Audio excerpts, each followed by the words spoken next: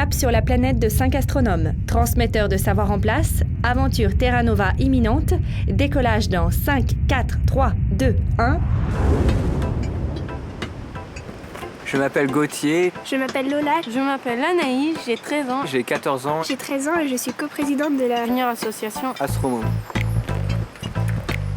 Je suis Eva, j'ai 19 ans. Je m'appelle Maxime, j'ai 15 ans. Et je suis membre de l'association Junior Astromome.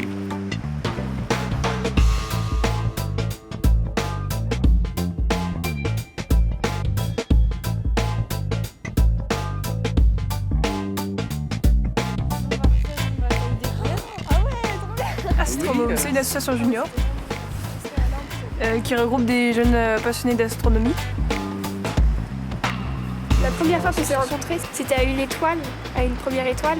La formation première étoile, c'est pour se familiariser avec un télescope qu'on vient d'avoir. Et donc voilà, c'est à ce moment-là qu'on s'est un peu tous rencontrés. Ouais. Et après, puisqu'on a essayé de regrouper toutes les personnes qui aiment bien l'astronomie, et donc on a fait une junior association. Le rapport que j'aime bien avec Astromome, c'est que ça me donne un peu de...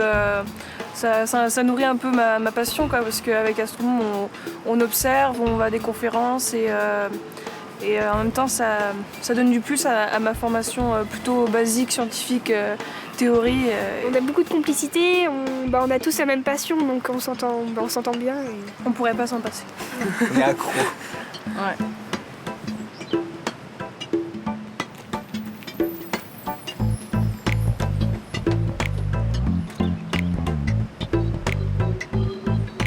On fait des animations pour tout public, que ce soit dans des écoles ou pour certains événements comme Expo Science.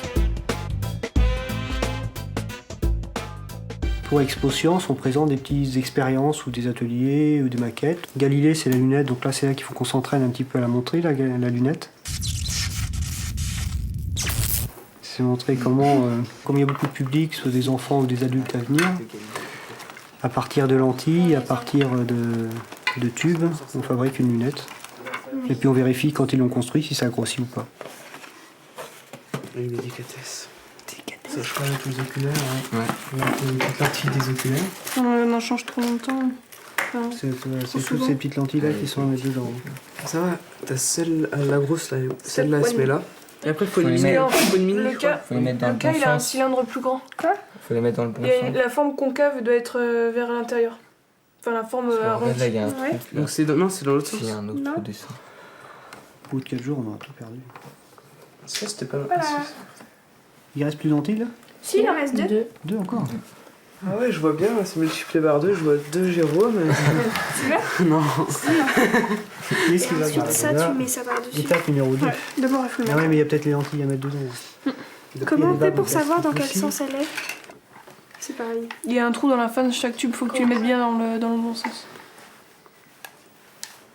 On va voir comment ça se monte. Si ça se monte facilement, on peut essayer de faire tout monter au public. Oh là là là là. Les deux, ils vont là. La technique. Ah bah donc, tout de suite. Hein. Tu veux regarder? Ah, c'est pas mal. Ok. Faut pas le renforcer un peu plus que ça? Non, c'est l'oculaire, peut-être qu'on peut monter. Peut-être on verra. Non mais juste d'ici, d'où tu es, non, tu vois pas, regarde si on voit Capitaine Crochet. si c'est complètement flou ou si on... Alors là, On va dire à tribord ou... j'ai des couleurs, mais j'ai pas de forme. Tu vois, je peux essayer? Bah, on bouge un peu l'oculaire. Ça veut dire qu'il est pas bien placé. Ouais, tirons. Bouge. Ou enlever le... Oh, bien joué, bien joué.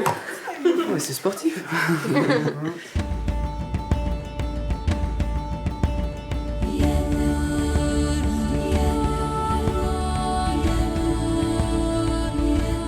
Donc comment se repérer dans le ciel dans la nuit? Donc on peut repérer l'étoile polaire. Pour trouver l'étoile polaire, il faut d'abord trouver dans le ciel la grande ours. Donc c'est la grande casserole qui se repère très facilement. Ensuite, pour trouver l'étoile polaire, on prend l'extrémité de la casserole et on trace un trait tout droit, comme Gauthier montre avec le curseur. Et en reportant 5 fois la distance entre les deux étoiles, on arrive à l'étoile polaire. À ce moment-là, on peut facilement trouver où est le nord, puisque là où se trouve l'étoile polaire, il y a le nord, et ensuite on a toutes les directions que l'on souhaite trouver.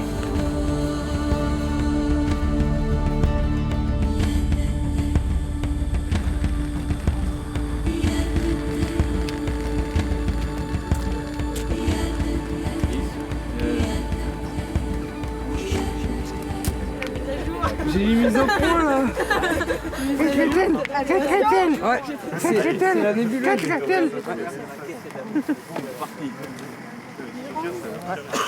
Anaïs, Lola, venez voir.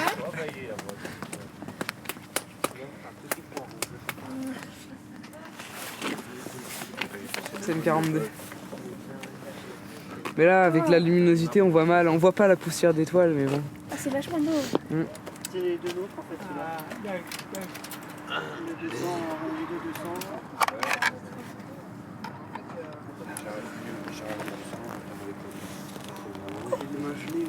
Tu veux tes gants? Non, c'est bon. À mon avis, Il y a des turbulences, hein, regarde. Nuages, vent. elle est partie. Ah, vas-y, là. C'est encore flou. Ah, c'est pas facile avec la pollution lumineuse, les nuages et le vent. Ouais, c'est vrai. On est en ville en même temps. Là, je grossis la Lune au plus gros grossissement de mon télescope. Ah ouais. Allez, allez. Elle est tombée. C'est logique. Elle n'a plus rien. Elle vient voir moi. Ça vaut le coup là. Voilà, ça vaut le coup là. Tu vois un peu Sincèrement, ça vaut le coup. Ouais. Eh, Maxime et Eva, venez voir, là il y a Saturne là. Ah regarde, là tu vas aller voir les anneaux qui s'ouvrent. Ah oui. Ouais, c'est pas mal. C'est l'inclinaison qui change ou... C'est l'inclinaison des anneaux dans tous les 14 ans. Tous les Les 14 anneaux ans. ils se referment et puis ils se rouvrent. Donc la prochaine fois qu'on voit ça, il faudra attendre même 28 ans pour les revoir se rouvrir. D'accord. Et dans 14 ans, on les verra tout ouverts, ça sera joli. c'est là que c'est plus joli à voir, mais Ouais. c'est rare qu'on les voit juste comme un trait. donc.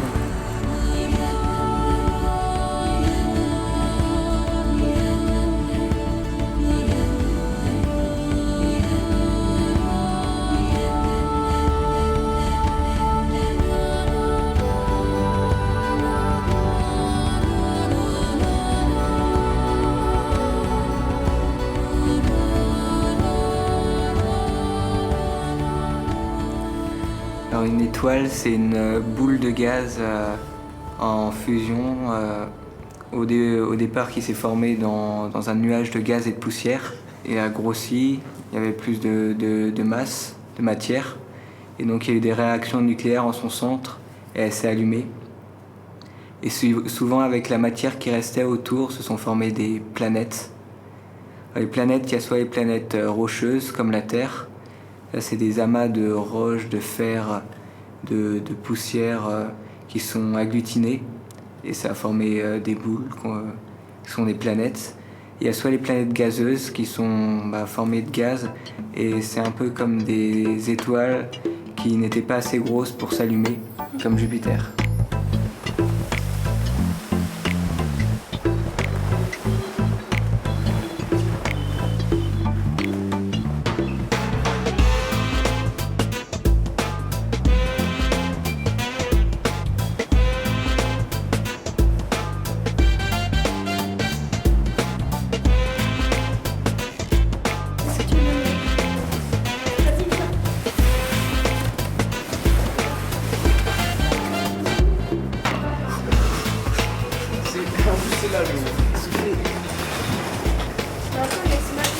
Ça doit se brancher ici.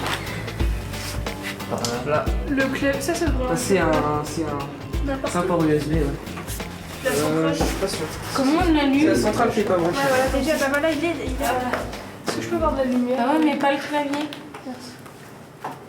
C'est comme ça. Peut-être parce que... Tu tiens? Donc derrière nous, il y a un planétarium. Un planétarium, c'est une demi-sphère à l'intérieur. On peut observer la voûte céleste. Et c'est notre planétarium. Avec ce planétarium, on fait des animations dans des écoles ou avec tout public. Aujourd'hui, c'est un grand jour parce qu'on vient de passer au numérique. Avant, c'était manuel et maintenant, on est avec un logiciel et un ordinateur. Pour financer le matériel numérique, il a fallu de l'argent. On a fait une demande à ID Jeunes et on a monté un dossier. Pour nous, c'était un peu nouveau de présenter notre association puisqu'on est formé depuis peu. Donc ça nous a permis de bien expliquer nos motivations pour le projet numérique. Résultat, on a eu 600 €, la somme maximale qui pouvait être attribuée.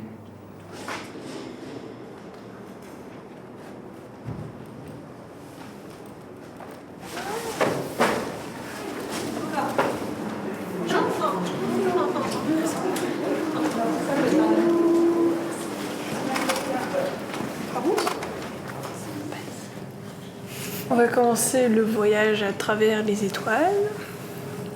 Là, le soleil se couche. À l'ouest, donc. Et voilà, on arrive à la nuit. Le ciel de 20h, normalement. Le ciel qu'il y aura ce soir, en fait. Donc voilà, donc on va vous raconter une histoire. Il y a 5000 ans, en Éthiopie, il y avait des catastrophes. Le roi Céphée, la reine Cassiopée, pensait que c'était Poséidon qui était en colère. Pour que les catastrophes s'arrêtent, ils ont sacrifié leur fille, Andromède. Ils l'ont accrochée à un rocher. Donc on peut voir qu'elle a les chaînes au poignet. Le monstre devait venir la manger. Mais le chevalier Persée vient la secourir. Donc il revenait d'un combat contre la Gorgogne. Donc la Gorgogne, c'est un monstre qui, quand on la regarde dans les yeux, on devient en pierre. Donc le chevalier Persée arrivé où est Andromède et il met la tête de la Gorgogne en face du gros poisson. Et donc le gros poisson devient en pierre et donc il a pu délivrer Andromède. Et à l'époque, il y avait beaucoup de catastrophes comme ça, et comme par exemple les tremblements de terre, il y a des répliques après. Et donc les hommes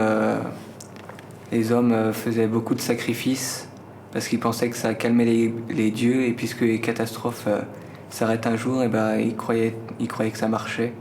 Donc ils continuaient, c'est pour ça qu'il y a eu beaucoup de sacrifices à cette époque-là, parce qu'ils n'avaient pas encore d'explication scientifique pour tous ces phénomènes naturels.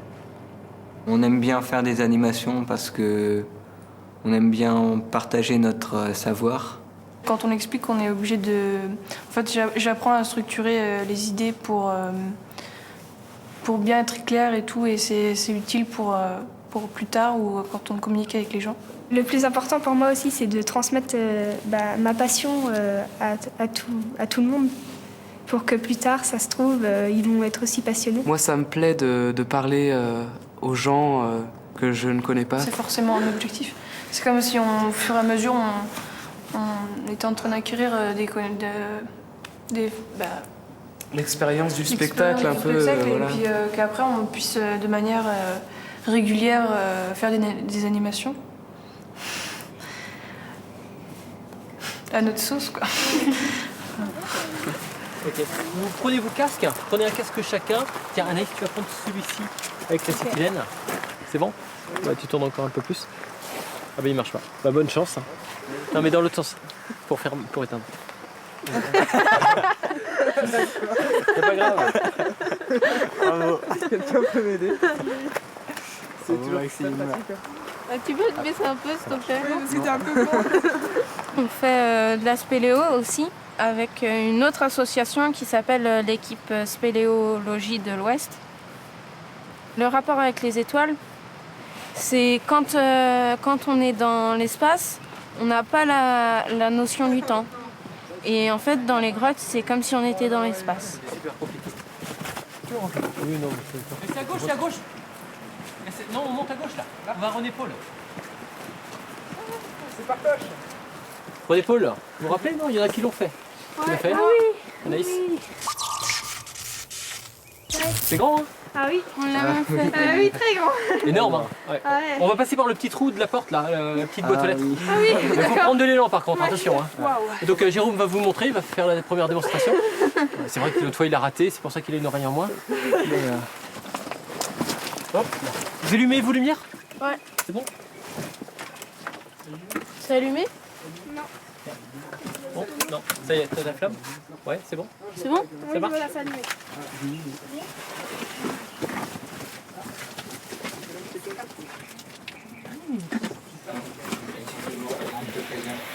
Ah non. Ok. Pas de problème, alors je te préviens pas. C'est parti. Sur la tête.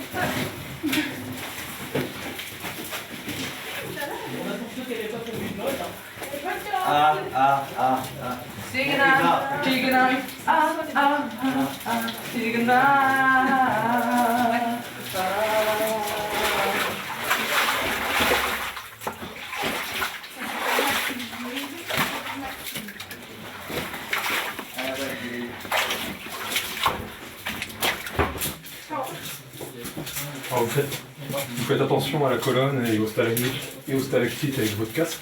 Oui. Ça c'est une colonne, voilà. C'est la colonne, donc c'est tout simple, c'est la stalagmite qui rejoint la stalactite. Donc là les stalagmites, donc là c'est une mythe qui monte, et les stalactites donc qui tombent. Donc là il y en a quelques-unes. Ok. Bon, on va continuer.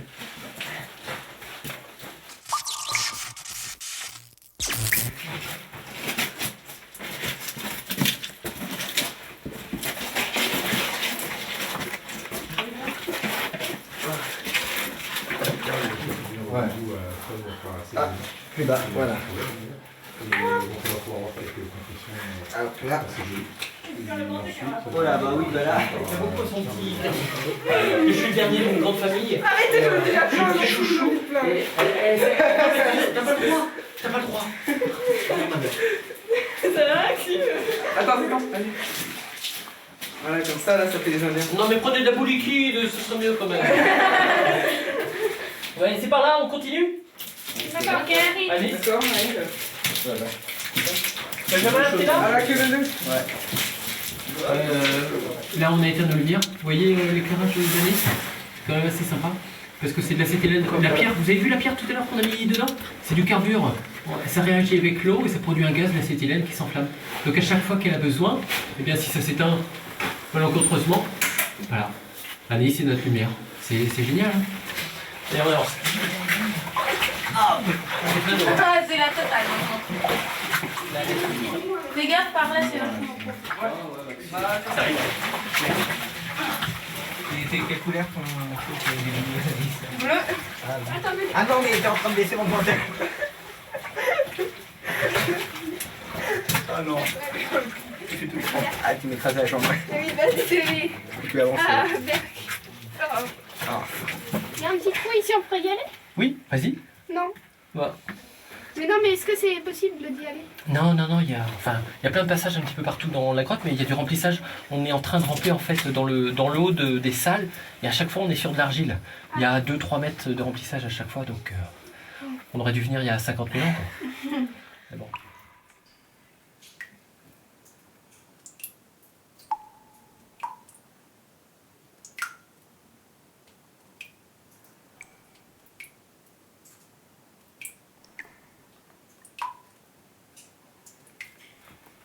On va suivre l'eau à chaque fois parce qu'il faudrait qu'on passe dans les fissures, mais c'est pigé. Ouais. Vous avez pas trop froid? Non. Anaïs c'est baigné tout à l'heure. Moi aussi, je suis. On se demande d'ailleurs qui est-ce qui m'a J'ai chaud. Ah, moi j'ai chaud. Ici, on éteignait tous nos lumières pendant quelques minutes pour se mettre dans la peau de Michel Cifre. Ah ouais. Bien. Tu peux souffler, s'il te plaît. C'est bon?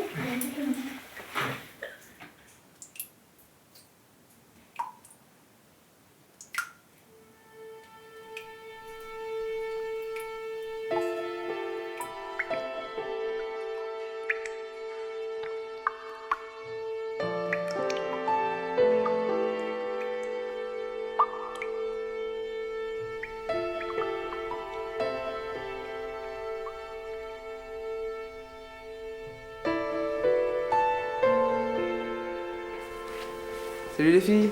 Salut. Salut.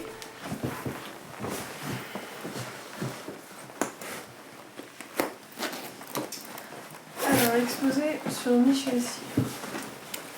J'explique les expériences qu'il a faites. il est allé dans un gouffre. Parce que pour lui, son but c'était de voir comment l'homme réagissait sans la lumière qu'il y avait. Ah oui, il peut être complètement à part. Voilà, complètement hors du. Donc il a été dans des grottes. La première fois qu'il est allé sous terre, il avait 23 ans. Et. Nous allons vous présenter. Ouais, faut construire un peu nos phrases. Parce que si on fait, en fait. Ça c'est bon. C'est l'histoire d'un type. Pas tout le monde, hein, ouais. Ce qui était bien par rapport à l'espace, c'est que ces expériences permettaient de voir comment l'homme se réagissait normalement sans la lumière du soleil qu'il a tous les jours en fait. Dans l'espace, vu que la lumière n'est pas pareille, on voulait voir comment réagissait l'homme par rapport par exemple au décalage d'horaire et une différence de température, de pouls. Par exemple pour Mars, quand il y aura des vols habités pour de longue durée, pour faire des expériences dans des laboratoires sur Mars. Ça peut être important de voir comment réagit l'homme. Ces expériences. Pour le bien de l'humanité. Pour notre salut dans à tous. le cadre de la mission sur Mars. Ouais, ou même des missions spatiales. Une mission à longue durée.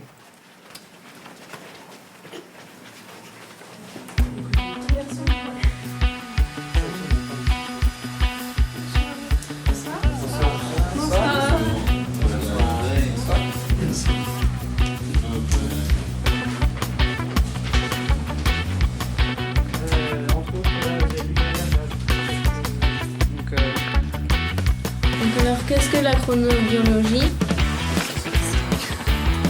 Alors.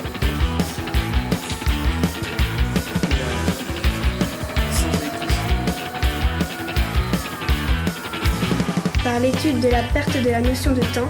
Il se lève, il tourne une manivelle et à la surface, ils sont au courant de ses activités. Au bout de quelques instants, je me rendais compte que j'étais bien réveillé. Alors, résigné, je pressais le bouton qui rompait l'unité de la nuit. En isolement temporel ou en désynchronisation forcée. Des missions à longue durée dans l'espace. En fait, j'étais entré dans une semi-hibernation. Le choc émotionnel a fait remonter ma température en sortant de ma léthargie.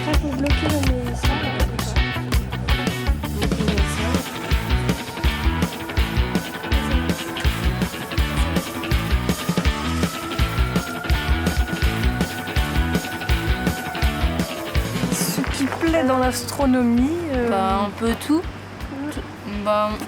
le fait que c'est mystérieux pour moi.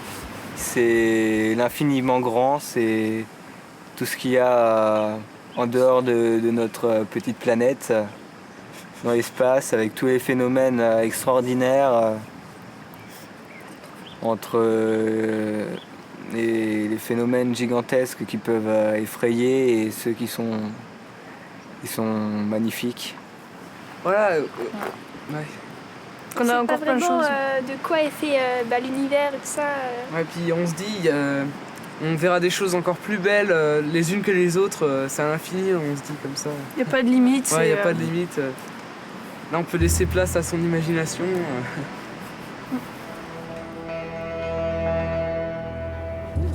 Dans 5 milliards d'années et demie, il va normalement mourir.